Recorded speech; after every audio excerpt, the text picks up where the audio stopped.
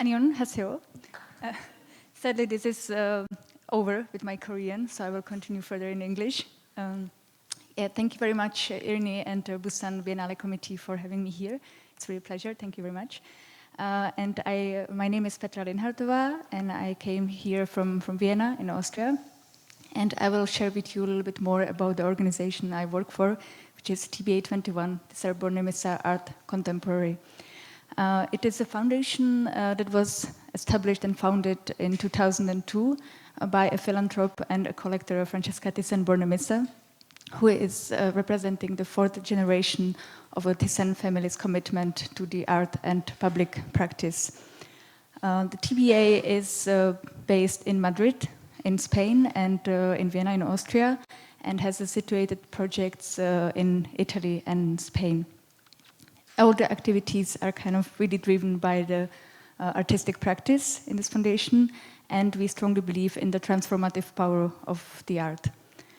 Because the foundation was always concerned with social and environmental topics, the urgency in the climate crisis and the disturbing reports from the scientific community led the foundation to establish its TBA21 Academy, which is a research and experimental center of the TBA21 with the aim to deeper relationship with the ocean and other bodies of water through the lens of art to inspire care and action.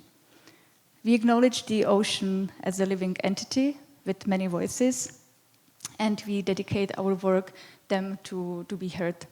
We do it mainly through three activities: research, exhibition and programming, and education and mediation. At the heart of our work is a transformative experience to spend time together on, in, and by the ocean. So we really bring the people, when we commission the work, we bring the people to spend time together in the field where we want to operate, which we want to research. And we devote the time to the process and exchange also with the local communities. All work we do is always a long term. We really want to take time to properly research and get in the right communities. We bring together artists, scientists, indigenous communities, policymakers, and many others. And always with these conversations and work, taking into account policymaking, education, or conservation. With this group of people that we bring together, we instigate the research and artistic production, and new exchanges between art, science, policy, and conservation.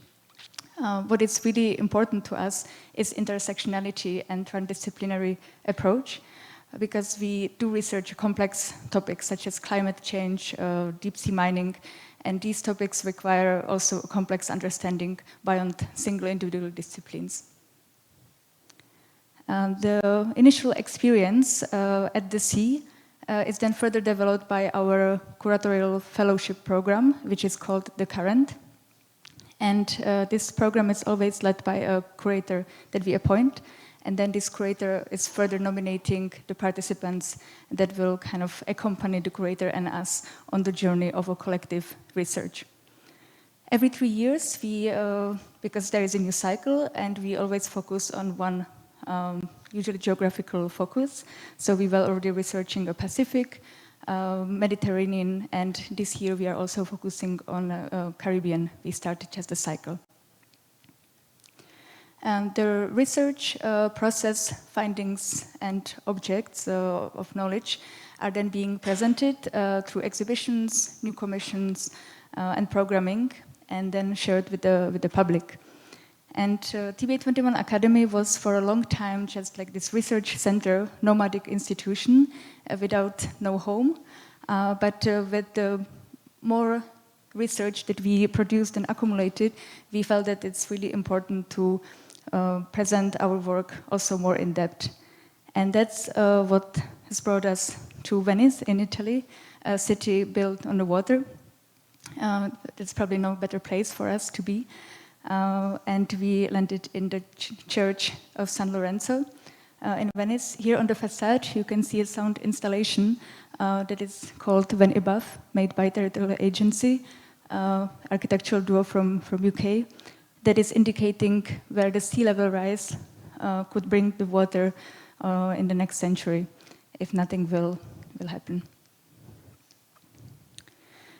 Here you can see also the space inside. This is still kind of when we were finishing the refurbishment, but we already opened the space with the exhibition of Joan Jonas, who was also our resident. It's one of the field trips, and her work was then inspired by this collaborative research and work with the other participants of this trip. Here's also an image for a performance, because we do, there's a lot of programming, and Ocean Space is our planetary center for exhibitions, performances, public programs, always catalyzing critical ocean literacy through the art. Here you can see the current exhibition that is now being on view by Petrit Halle and Alvaro Urbano. That is being on view until end of October, so if somebody is around Venice. The ocean space is kind of built eco-friendly, so there is no air condition, so we cannot heat the space, so then for winter we have always having a break. The exhibition was also activated with the performance, because we don't want to only show something inside a space, but we always want to bring it also to the public spaces and activate. Normally, or before we came to Venice, this campo in front of the church was relatively dead space, so we are also trying to bring the art outside of the exhibition space.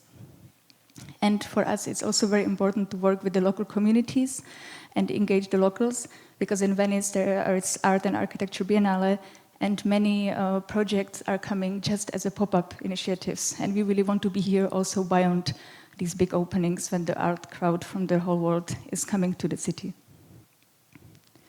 We believe that for the radical changes needed to slow down the climate crisis, we need not only meaningful policies, but also cultural response that we can inspire communities. And we in TBA21 Academy don't want to further make environmental grief.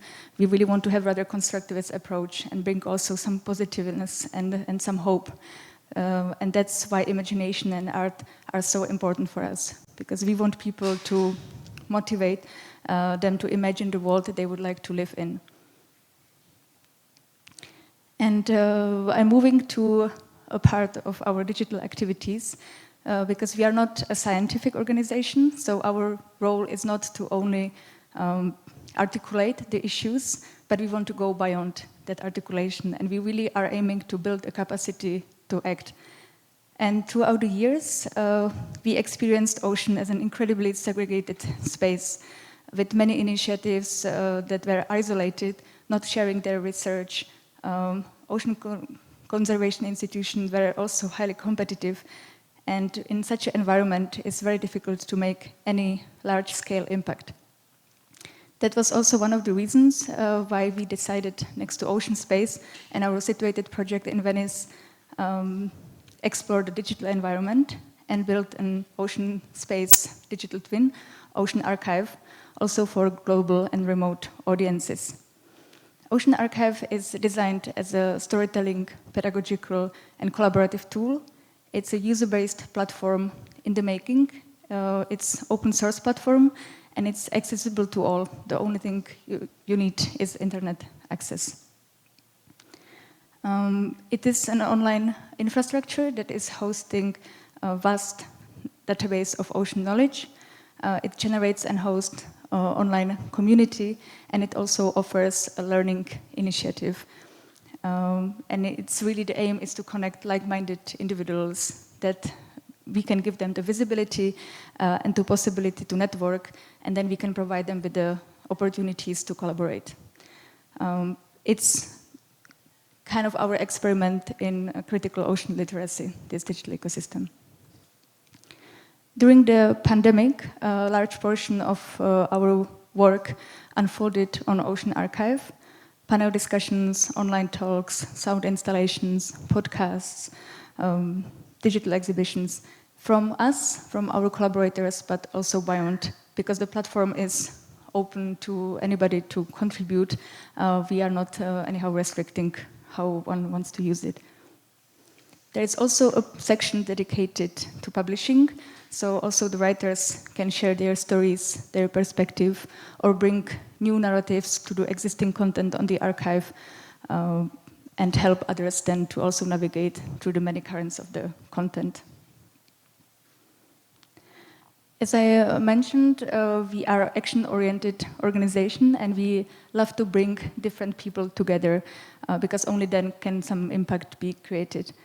So that's why we initiated online community that since then also already had a few offline meetups. So it's nice how we can combine these hybrid moments. And it's a space where people can meet, share opportunities, share their research, recommendations, and get the peer-to-peer review. The community, but also other people can regularly meet through our online offer.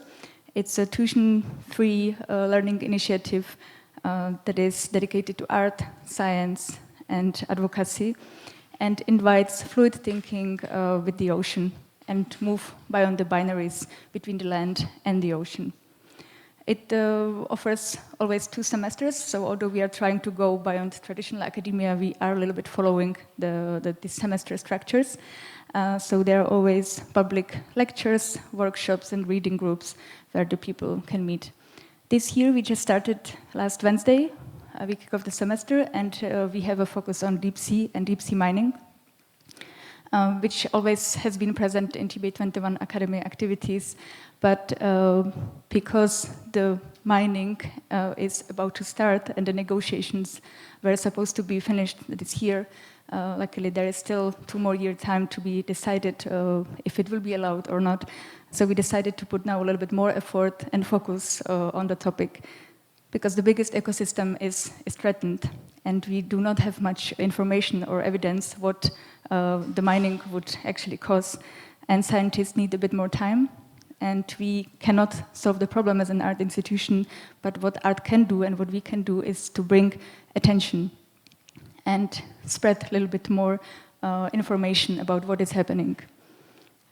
We are, as the only institution, as the only art institution, we got observer status at ISA, International Seabed Authority, where all the negotiations about deep sea mining are happening. And that's exactly where we see that the bringing together art, science, and advocacy is really the space where the speculative potential of art can really have a tangible impact on behaviors and on policies. So with this, I would end my presentation, because as you could see, all these activities are focused on a single mission, to see a world where everyone cares for the ocean, because as we could hear also in the other presentations, the ocean is our greatest ally in mitigating the climate crisis. Thank you very much for listening.